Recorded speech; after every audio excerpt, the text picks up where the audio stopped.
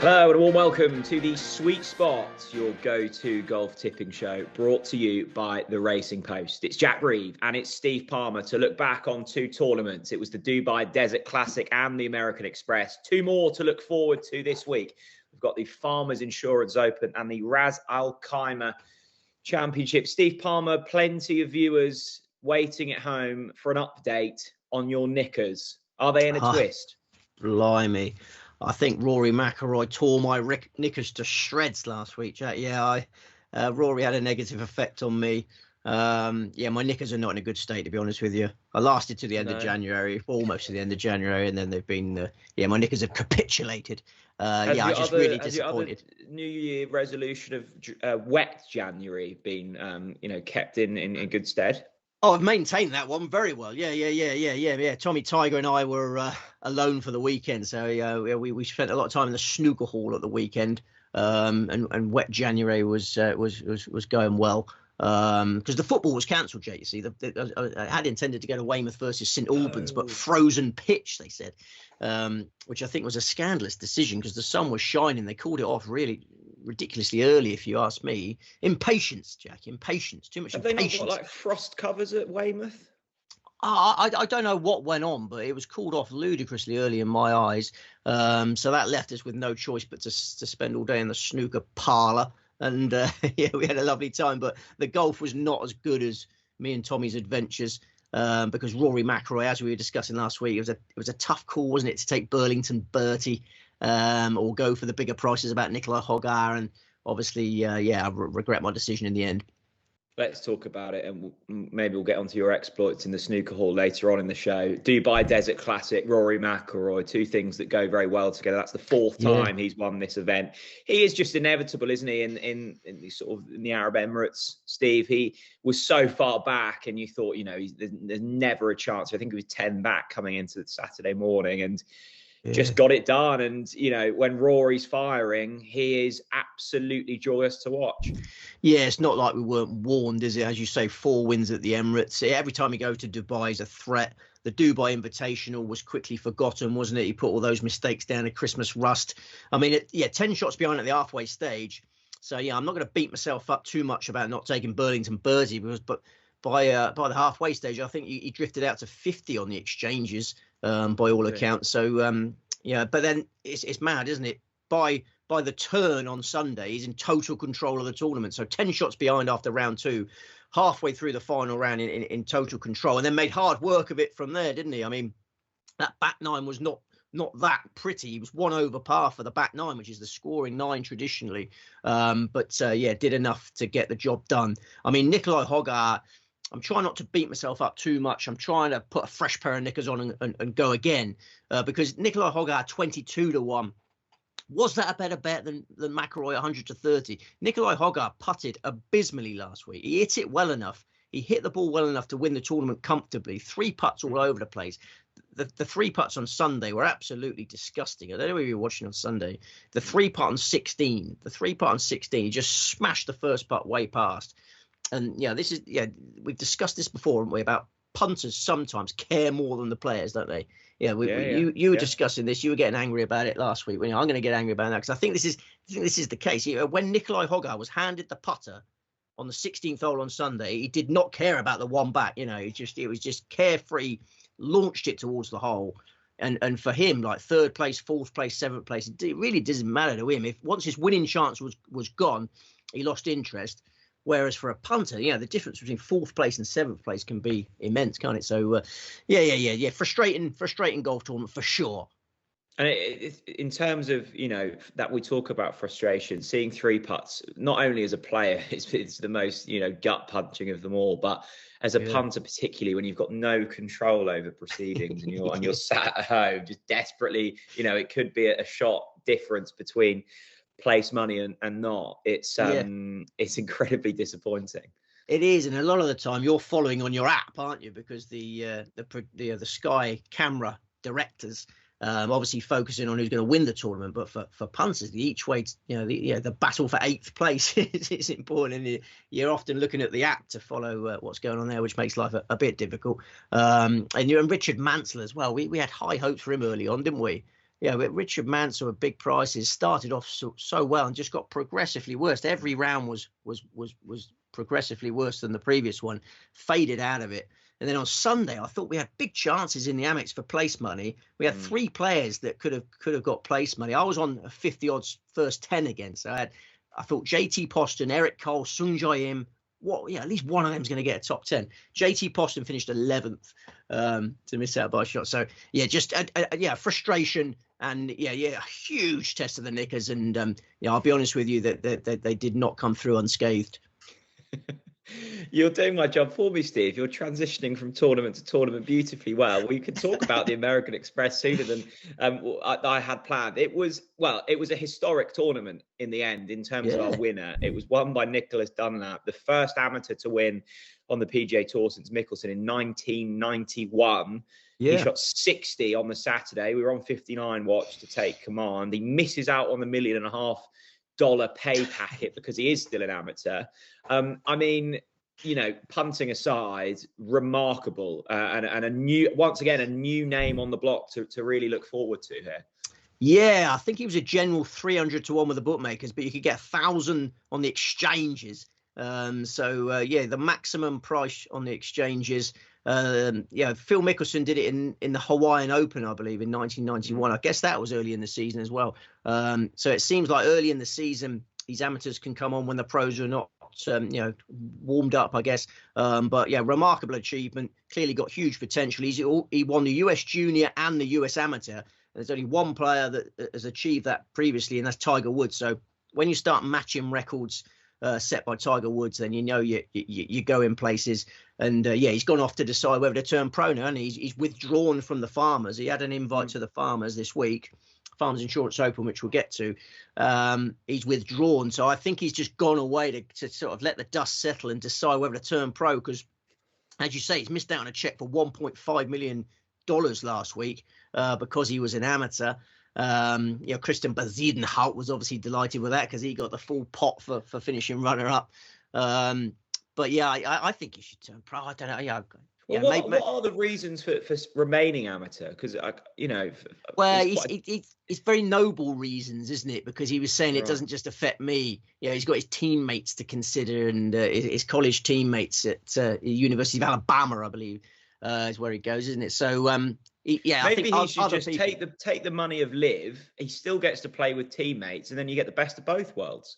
Well, yeah. You have said the L word there, haven't you? Maybe he's withdrawn for the Farmers to go and have a little chat with all the Saudis and see what's coming up. They'd probably be John Rahm's teammate by the end of next week, wouldn't he? I mean, that break the heart of a lot of people, wouldn't it? It would. Sam Burns. It was weird, wasn't it? Because after Dunlap's 60 on the Saturday, you thought, he's in a commanding position, and then it suddenly swings, and you think, Sam Burns is going to go on and win this. And was it the 17th he found water, didn't he? And I don't know about Sam Burns. There's something about him that just, I struggle to get behind. Well, Scott Dunlap, sorry, I called him Scott Dunlap. There was an old player showing me age there. Nick Dunlap. There's no relation to the Dunlaps, by the way. Nick Dunlap, if you said to him before he teed off on Sunday that you're going to card a 70, he would assume that he didn't win the golf tournament, because the quality of the chasing pack, and they were close enough. But it was lackluster, wasn't it? Justin Thomas took too long to get going.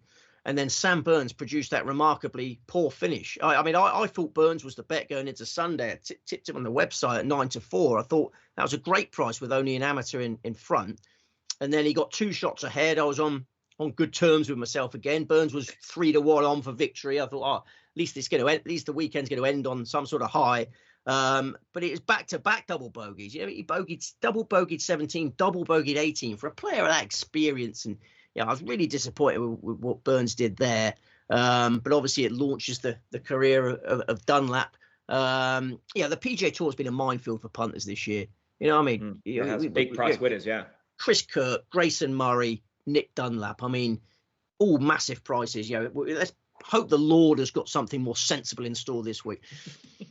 Did Dunlap have any sort of alcohol-related issues that we know about? Because we were on for the treble of reformed alcoholics, aren't we? Well, he's at university, and I saw saw I guess videos you've got to be of all of his. 21 to drink out there, haven't you? I did see videos of his university pals all going bananas at the win. So, I mean, he probably, I wouldn't like to say, I don't want to get him in trouble. I expect he's had some alcohol, but yeah, you got to be 21. I think he's grown up a little bit more sheltered than your average, because he was homeschooled. I read he's homeschooled. Oh, was he? He was homeschooled before he went to college.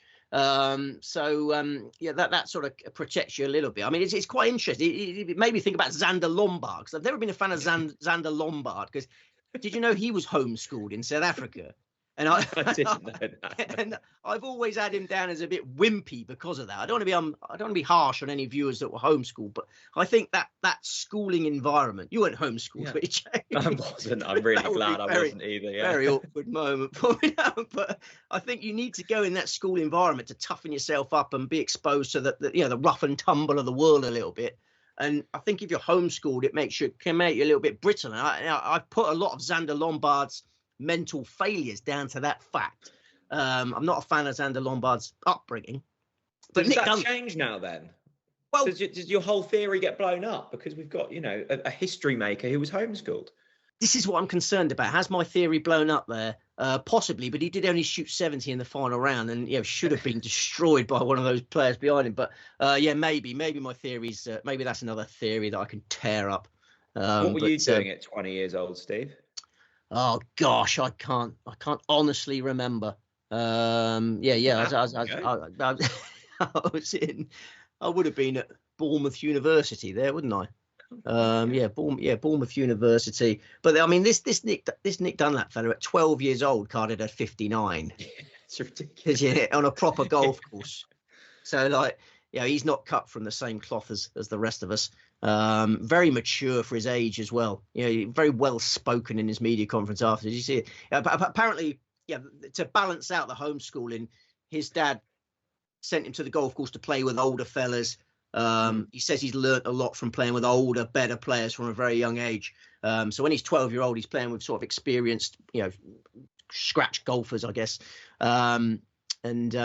He's clearly an old head on young shoulders despite the homeschooling. So, I'll forget about the homeschooling. Good luck to him. Let's get on to this week's tournament, shall we? We'll start with the Farmers Insurance Open. We've got the Ras Al Khaimah Championship to preview after this.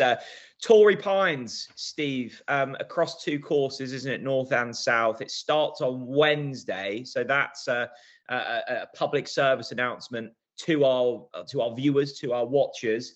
Wednesday start klaxon. Need a klaxon for that, don't you? The Wednesday start klaxon. Have you got one? I haven't got any laying around. Got one to hand? Okay. No.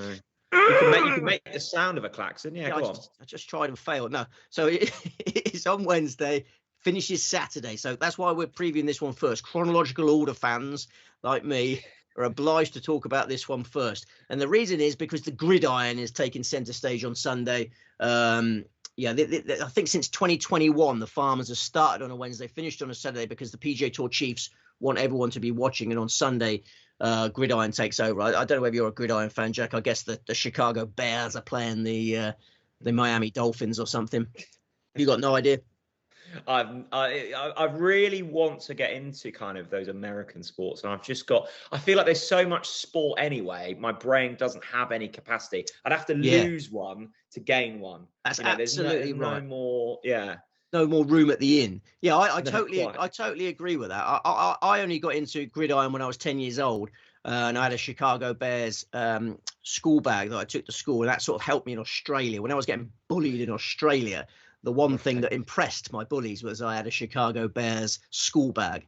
So that sort of saved me. Did you pick that based on what the bullies liked? No. I just got lucky there. I just got lucky. I'm a huge Chicago Bears fan, but I couldn't tell you any of the results from the last 35 years. But that is why we're starting on a Wednesday. So we haven't got long. 4:50 p.m. on Wednesday. This starts UK time. We best rattle through it then, Steve, because people are waiting at home. Let's talk through. We haven't got long. So I'll just keep telling everyone we haven't got long. You probably Jan de Chaufflet, your favourite, 9-1. Patrick Cantlay, 10s. Max Homer, 11-1, alongside Colin Morikawa. Steve Palmer's favourite, Ludwig Aberg, 18-1. Sung Jae Im, 22s. Bigger the rest. Steve, Farmers Insurance Open. How many tips? Well, we haven't got long, and it's Torrey Pines. Oh, sorry, 4. Go on, give it some. Nah, the throat might go. The throat might go. Okay. It's been a lot going on that throat. 4. Okay. Who's the headline pick? Well, would you like some course credentials? Have we not already talked through that? We can. I don't think so. Okay, sorry. Oh, you were talking about your bag, weren't you? Of course. Yes, I've had a senior moment, as my mum likes to say. Go on then, talk us through the courses. Torrey Pines South and North, La Jolla, San Diego, California. There is 1 round at each course over the first 2 days, and the final 2 rounds are at the South course. The South is 7,765 yards. The North is 7,258 yards, both par 72s.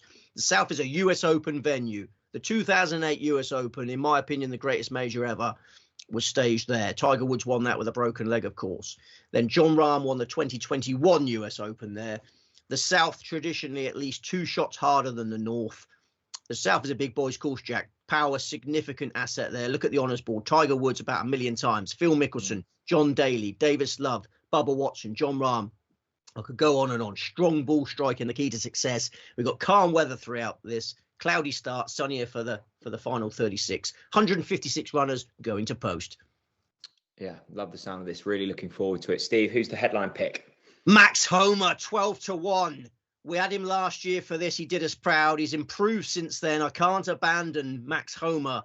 His record in California is incredible. He comes alive in his home state. 4 of his 6 PGA Tour titles have come in California.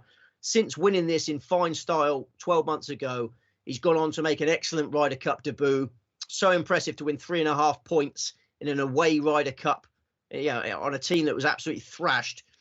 He's then gone to the Nedbank Challenge in South Africa and won his first overseas event in November. Further evidence of what a polished performer Homer has become. He's not finished outside the top 14 in his last 9 tournaments. His only appearance this year, so consistent now, such a good all-rounder. His only appearance this year was 14th place in the Century, 4 rounds in the 60s on a par 73 golf course. He fired the longest drive in PGA Tour history at the Century. It's just a little tidbit for you there. 477-yard drive at the Century. I talk about power being essential on this course. He's not a short hitter anymore, Homer. He's getting longer and longer and longer, and he now holds that record. His last 5 appearances in regulation PGA Tour events in California have resulted in form figures of 10, 1, 1, 2, 7. Wow. He was ninth in the 2020 Farmers before winning last year. So yeah, we need to be on Max Homa again. That's remarkable. You obviously know that Homer's one of the elite now, but I hadn't realised his recent record was just that good. That's remarkable for him. Yeah, and magnificent in California. And don't forget, he's already successfully defended a PGA Tour title. He won back-to-back Fortinet championships in 2021 and 2022. That's one of my huge joys in life, Steve, is going. I love the sort of history of tournaments. And when you go through the Wikipedia page and you see people have gone back to back, it's so satisfying. You love chronological order. I love back-to-back winners. Yeah. Well, we've all got our fetishes, and you've got absolutely every right to do that behind closed doors. We'll leave it at just that in terms of fetishes for this week, Steve. So Max Homa, the headline pick. 3 more to go. Who's next? It's another 12-1 chance as things stand. Colin Morikawa. I know I'm asking a lot of punters here, but this is a top-heavy market. You got 4 Californians dominating the betting for this event, haven't you? And I much prefer 2 of them to the other 2. I prefer Max Homa and Colin Morikawa to Xander Schauffele and Patrick Cantlay. If I had to choose between Homa and Morikawa, which I was really wrestling with yesterday, should I just go with 1 or 2? I would go for Homa. That's why he's in my headline selection. But I don't want to make the same mistake I made last week, Jack. It was a mistake last week. It was a toss-up between McIlroy and Hogarth for that Dubai Desert Classic main money. A 4-pronged attack would have paid off there. I want 4 prongs. You can't beat yourself up, Steve. It was new week. Well, I want 4 prongs. I want 4 prongs for the farmers, Jack. The farmers need lots of prongs, don't they, for the harvest? Pitchforks and whatnot. Yeah. I think wasn't British Farmers' slogan from farm to fork? Used to be that, didn't it? Oh, there you go. Yeah. Well, if you're ever going to have lots of prongs for an event, it should be the farmers. And I know I'm asking a lot for punters. I mean, punters are after like massive prices. Chance the dual forecast. 2 or 3 firms every week do dual forecast. The Homer Morikawa dual forecast will be a very exciting price when it gets issued. But I think these two are going to have it between them. Morikawa finished 21st and 3rd in his 2 previous Farmer starts. 3rd last year. He was 4th in the 2021 US Open at Torrey Pines South. He's dripping in California form like Homer. Morikawa's USPGA Championship victory was in his home state of California. And his confidence is right back now, isn't it? In the last few months, it's come right back. He lost a playoff for the Rocket Mortgage Classic in July. Then he was the 4th best scorer in the Tour Championship. Played well there. Then he won the Zozo by 6 shots. An emphatic Zozo victory. 7th at the Hero World Challenge. 5th at the Century. And he had a lot on his mind at the Century, Jack. He was deeply affected by the wildfires that devastated Hawaii in August last year. And when he got to the Century, I could see in the way he was talking, in his behavior, he was doing as much as he can to sort of raise money for charity. 100 people died in those wildfires, Jack. You might not know about them in Hawaii. So when he turned up at the Century, because he's got Hawaiian roots, you see, Morikawa. I think the restaurant that he used to have one of his family owned a restaurant, got burnt down in these wildfires. The building that used to be his restaurant. Really? So he was focused on raising money for charity, and he also was carrying the demons from the previous Century where he threw it away and got pipped by John Rahm. So his head was all over the place. I think he was too keyed up, and he swung the club really well, as he has been doing. Putted terribly because I think he was just a bit too antsy. But he only lost by 4 shots. I think he'd be much more relaxed for the Farmers. Surefire title contender for me. It's been the putting, if anything, that's let Morikawa down. I mean, ball striking is just an absolute joy to watch, isn't it? You're absolutely right. You're absolutely right. Swing, you're absolutely. I was just going to say, his swing did go awry for a bit though, but it's right back in the groove now. Sorry, Jack. Yeah, no, great to watch. No, absolutely fine, Steve. 2 more to go. Who's next? Sepp Straka, 40 to 1 best now. He's gone up a level in terms of self-belief in the last 8 months, in my humble opinion. It started with 7th place in the USPGA. Then he won the John Deere Classic in July. Ryder Cup debut on a winning European team. He was part of that sensational 4-0 romp that Europe enjoyed in the opening session. Then he was runner-up to Scotty Scheffler in the Hero World Challenge last month. Whoa. Don't laugh. You're bullying me. You tried to style that out so beautifully. You're bullying a man with a speech impediment. It's not a good look. Then he was 12th in the Century on his only appearance of 2024. So since turning 30 in May, I know you've sometimes think I'm going to psychobabble, but I think turning 30 is quite a big one. You're not a kid anymore when you turn 30. This will come to you, Jet. When you're 30 is a big one. Straka turned 30 in May, and he's looked like 30. Yeah. He's only 30, and he's become a serious golfer since then. He's a 2-time PGA Tour champion now, and his maiden title came on a really tough course, Honda Classic. He's on a tough golf course this week where ball striking is the key, and he finished 13th on his Farmers debut in 2019. And he was ranked 445th in the world for that. So he showed an immediate liking for this course, despite being a nobody. And then he was 16th on his last Farmers appearance. So, I think Straka's a certainty to get in the mix. And I've got icing on the cake. You can do the noises because my throat's not up to it. Give me an icing on the cake. You can have your sip of water and then do the icing. If your theory is that sort of homeschool kids are slightly wimpy, mine's that sports people, doesn't have to just be golfers, but athletes, always look older than they actually are. Because you think like 20-year-old footballers, they've got the sort of kids all over the place, or they're tattooed up. They look so much older. I thought Sepp Straka was closing in on 40. Yeah. Well, he's a big burly boy, isn't he? Yeah. He grew up very early because he was born in Austria and then moved to Georgia at a young age and then thrown into the college environment. He's had to grow up early doors, but very, very, very, he's a very, very private man, Sepp. But I have managed to discover that, and this is the icing on the cake. He became a father at the end of last year. Yeah. So he's got the nappy. How did you find that out? Did you have to send that to some sort of detectives or something? Yeah, I've got my contacts. He became so he's nappy factored up to the eyeballs. It's a son, which is always the one that seems to have more of an effect on players. I'm not being sexist there. It's just clinically proven. that Leo Stracker's entered the world. So he's a private person, but you know he's got a kid. You know the name, the gender. Yep. So you're clearly not that private, or you're just very good at what you do. I'm well sourced. The phone never stops. I turn it off the sweet spot, but then it all just boom, boom, boom, info, boom, boom, boom. And then a 300 to 1 shot that we had no chance of getting wins, and you think, what's the bloody point? 3 down, 1 to go. Who's last up here, Steve?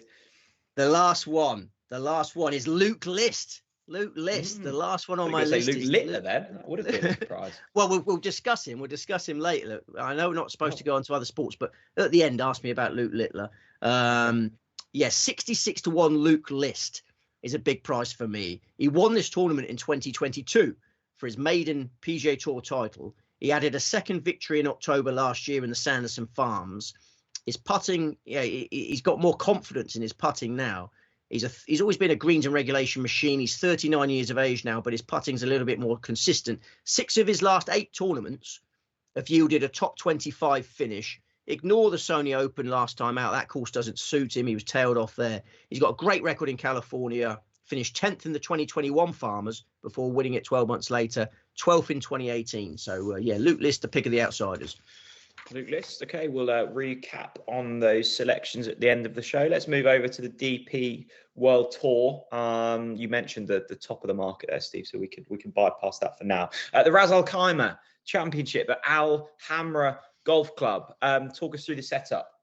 Yes, Al Hamra, Ras Al Khaimah, United Arab Emirates, 7,410 yards, par 72, 4 par 5s. We've got 6 pieces of course form to devour here. 2016 and 2017 Ras Al Khaimah Challenge on the Challenge Tour, the 2018 Challenge Tour Grand Final, the 2022 Ras Al Khaimah Classic, and the 2022 and 2023 Ras Al Khaimah Championship. Straightforward desert track, wide fairways, wild driving often goes unpunished.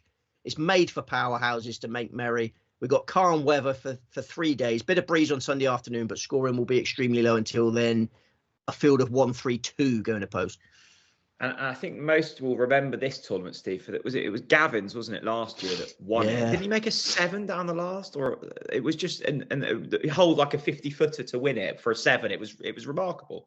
You're absolutely right. Yeah, he sliced his drive into the water, then again into the water, and then needed a really long one to win the tournament by a shot. So, unbelievable scenes. Let's hope we get some more entertainment this week. Exactly, Steve. Powerhouses go well here. Let's read out the top of the market. Rasmus Højgaard, your favourite, 12 to 1. Jordan Smith, 16s alongside Thorbjorn Olesen, 16 to 1. Yannick Paul, 22 to 1 alongside Thriston, the Piston Lawrence. The homeschool, Zamba Lombard, 22 to 1. Laurie Cantor, 28. Big of the rest. Steve, how many selections? 4. Very nicely done. Who's the main tip? Rasmus Højgaard, 12 to 1 is more than fair. Come on. His brother won this event in 2022. Nikolai won this by 4 shots. Now it looks like it's Rasmus's turn to make merry at the Al Hamra. He's been in determined mood, isn't he? You must have noticed, since missing out on the Ryder Cup. He was pretty humiliating. He went to the Marco Simone as Thomas Bjorn's buggy driver. He wants a more fulfilling role in the next Ryder Cup, and I think he's going to get it. And he narrowly missed out. He's having near misses, is Rasmus. He narrowly missed out on a PGA Tour card in the Race to Dubai rankings. So he's determined, focused. He's taken these setbacks well. I like the way he speaks in interviews. I like the cut of his jib. He's finished in the top 20 in his last 5 tournaments. He was 6th in the Nedbank Challenge, 11th in the DP World Tour Championship, 11th again last week in the Dubai Desert Classic. And while his brother Nikolai was putting like an elephant last week and denying us victory there, he really was terrible putting from Nikolai. Rasmus was the complete opposite. I think I've said this before in the Swedes, but they seem to be opposites with the putt. If one puts amazingly well, the other one's terrible. I don't know what it is. But Rasmus was holding everything, real putting confidence he's taken to Ras Al Khaimah. And he was long off the tee, bit erratic. But as I say, this week you can get away with loose driving. Power is much more important. He's got progressive Al Hamra form figures, 42, 36. I see him as by far the most likely winner of this golf tournament, Jack. I mean, Jordan Smith too close to him in the betting for me. Jordan Smith usually so poor in contention. Rasmus is a 4-time DP World Tour champion at the age of 22. Smith is 9 years older than Rasmus and has only won twice. Yeah, again, another player that you just assume is older than he actually is because of his, illustrious record already. Okay, Rasmus Højgaard, 12-1. Who's up next? Keeping the faith with Laurie Canter, 30-1. Laurie Canter. He didn't have that early gallop that I was hoping for last week. Do you remember? He cantered out of the blocks with a pair of 73s and had the weekend off. But maybe I was expecting too much too soon. His first tournament of the year. His driving was typically excellent, but the other departments of his game weren't sharp. Alhambra is a layout where he can set the record straight. He finished 25th in his only previous Ras Al Khaimah start. We know he likes desert golf from 5th spot in the 2020 DP World Tour Championship, 4th place in the 2021 Desert Classic, and his form before Christmas was so eye-catching. 4th in the Australian Open, 2nd in the Mauritius Open. I think he'll slip back into gear this week. We have to retain faith in Mr. Canter. I think so. It's good to keep faith in those people, isn't it, Steve? Yes. Laurie Canter, added to the list. Who's next? It is Alejandro Del Rey. 45-1 now is best, I believe. A spectacular driver of the ball. He should be licking his lips at the prospect of tackling Alhambra. There's been some early money this week, which is obviously disappointing, but there's still enough juice in the odds to justify this tip. I've had my eye on this lad for a while. Explosive talent, former Arizona State man, and always well up for it. This is what I like most about Alejandro. He's well up for it. He got a real passion for the game. I remember watching the Joburg Open. He missed the cut in the Joburg Open in November, and he virtually burst into tears. He knew he had a putt to make the cut, and he missed it. He virtually burst into tears on the final green, absolutely crestfallen, just wasn't moving. He probably had to be carried off the green. The camera's cut away, but he's just a broken man from a miscut in the Joburg Open. And he responded to that setback. So he walked away from that, grinded on the practice ground. The following week, 5th in the South African Open, and then 7th in the Alfred Dunhill. So a manful response. Last week, he was going really well in the Dubai Desert Classic on his debut at the Emirates. Long established course, massive inexperienced handicap. But then a final around 77 dropped him to 38th place. But all the damage was done on the front 9 on Sunday. He was actually under par for the back 9. He outscored Rory McIlroy on the back 9 by 2 shots. And then Del Rey closed with birdies at 17 and 18. So I don't think he left Sunday feeling like, hugely disappointed in himself. It was a good effort on a course he didn't really know. This week he comes at a course he has course experience on. He was 28th in this event last year. Alejandro, I mean, first of all, cracking name. Second of all, clearly a great player as well. Okay, Alejandro Del Rey added to the list. 4th and final pick, Steve. Keita Nakajima. Ask me what his name is again. I love that one. 2 great names back to back. Who are we going for again? Say my name. Keita Nakajima. 35-1, who might just be so good that he can overcome 2 significant handicaps this week. He's making his course debut. He's making his first start of the year. Ordinarily, I wouldn't go near a player like that, getting on to the end of June. But I have to make an exception for Nakajima because this could be like a Group 1 horse in a Group 55 horse race. What's the lowest group you can get? I don't know. You get sort of class 6s, can't you? That's what I have to watch at Yarmouth. Yeah. Oh, class 6. Class 6 flat action. Oh, well, there you go. This is a Group 1 horse in a class 6.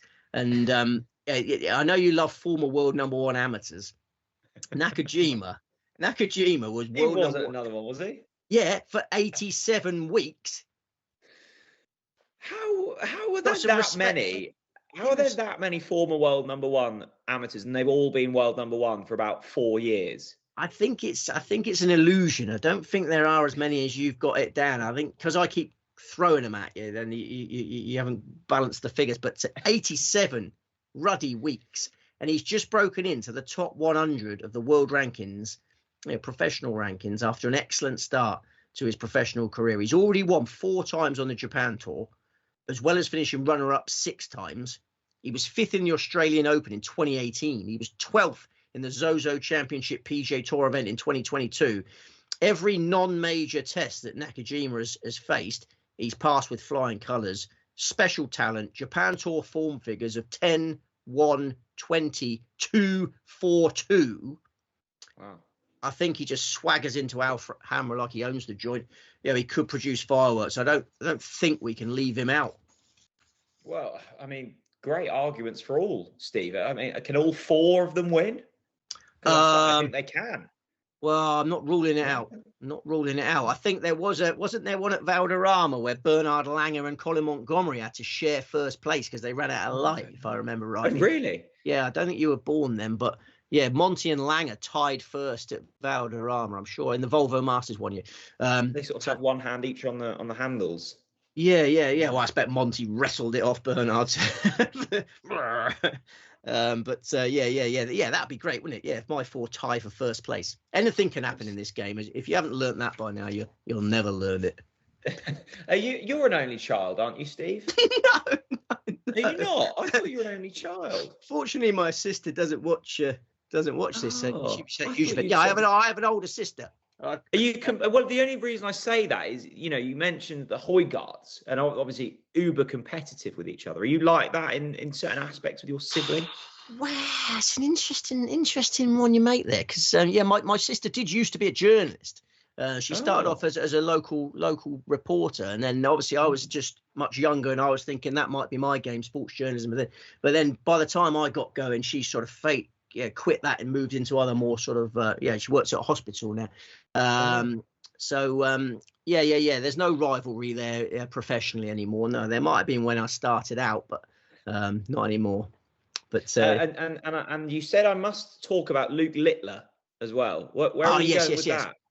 I have a tip. I have a non-golf related tip, if I may. There was a commentator asking for a snooker tip last week, so I don't feel too bad about throwing this in. I know we're all big golf fans, but there's other sports going on that we have to recognise, gridiron, etc. But I'd like to recommend Ronnie O'Sullivan to win the World Snooker Championship in a double with Luke Littler to win the World Darts Championship, and you can get 5-2 about Ronnie O'Sullivan and 9-2 Luke Littler in a double. So that's more than 18-1 for that double. I think it looks a fantastic bet. Even Ronnie O'Sullivan admitted on Sunday how well he played. It's very rare that he's always downbeat about his game, but even he admitted he played well on Sunday. And on the Saturday night, he was even better against Dinger and win the semi-final. So O'Sullivan's game is in fantastic order, and he'll have real focus for the World Championship. It's the one tournament that you can guarantee focus from Ronnie O'Sullivan, because he's desperate to set the record for the most World Championship wins. And Luke Littler in the Bahrain Darts Masters last week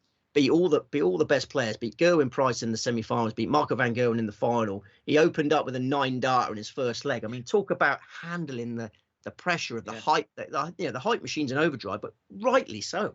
Go with the hype machine. He just. Well, I think he's just naive to it all, isn't he? Because the brilliant thing he said was he hasn't picked up his darts since the final of the Worlds, and he's just been playing on his Xbox. I mean, what a life! He doesn't care. He does. He's a freak of nature. He's got an amazing temperament. As you say, he finished runner-up in the World Championship, puts the darts down, picks them up, throws a 9-darter in the first event back, and then beats all the best players. And he's only going to get better, isn't he? And I think he's going to go off about 7-4 for the World Championship. But if he's going to progress this year, so I think it's just a joyous bet, that, because you've got a snooker player in the twilight of his career. He's 48, is Ronnie, and he's still the best in the business, and he's loving it and finding it hilarious that all these youngsters can't get close to him. Then at the other end of the scale, you've got Luke Littler, who's 16 years, he's nearly 17. I think he's very close. He's 17. He's just turned 17 as a year. He's easy at the other end, and he's the new Phil Taylor. And I just think it's a lovely bet that'll last the whole year for punters. So have some of that as well. Have some of that indeed. Right, let's recap the 8 selections across the 2 tournaments this week, Steve. We'll start in the Farmers Insurance Open. Max Homer, good chronological order there. Well done. Max Homer, Colin Morikawa, Sepp Straka, Luke List. And in the Ras Al Khaimah. Ras Højgaard. That's just come to me. Yeah, it's written in the stars, isn't it? Ras wins the Ras. Rasmus Højgaard, Laurie Canter, Alessandro Del Rey, Keita Nakajima. I love it. I mean, a good pronged attack in both, Steve. If you're, I don't think the weekend just gone was your favourite, was it? It sounds as if your temperament was tested. What's this week got in store? I had a really good time. Yeah, me and Tommy had a great time at the snooker hall. We got in trouble for the films we watched. So I'm in the doghouse with the wife for the films we watched. I don't know how you feel on this, chat, but we watched Karate Kid 2, Goonies, Happy Gilmore and Ghostbusters. And then when my darling wife got home, and Tommy Tiger started talking about the films he watched. He's only 4 years old. I just think these certificates are a bit cautious, aren't they? They're all certificate 12, those films, and there's a little bit of naughty language and such in them, isn't there? But I'm sure Tommy has heard you come out with the odd expletive now and again. Yeah, but you learn things like the Goonies is like a good friendship group, isn't it? Going on a big treasure hunt. Come on, lads. Good camaraderie there. Happy Gilmore is a fella against all the odds, overcoming his temperament issues to become the best golfer in the world. I think there's enough education in there to balance out the sort of a few swear words here and there. So we had a good weekend. We had a good weekend. Good. Well, hopefully this week is even better, Steve. Thank you very much. We've got we've got 3 tournaments to look forward to next week. And I must say before that, Steve, you don't get to see him. Well, you do, Steve, but the viewers at home don't get to see him. And that's Will.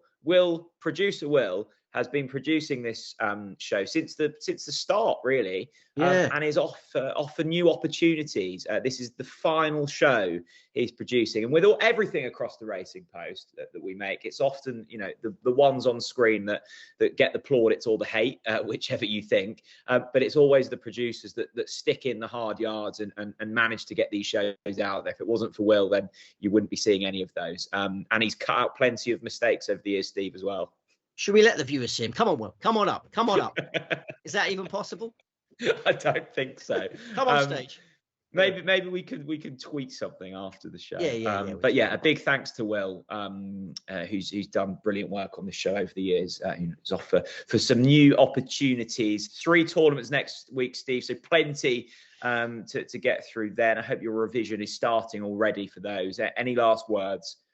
So it's the return of Liv next week, I believe, yeah? It is. It's the return of Liv. Let's pray that Nick Dunlap is not playing in that golf tournament. That would be a shock if so. Thank you ever so much for watching at home, and we'll catch you again next Tuesday for another episode of The Sweet Spot.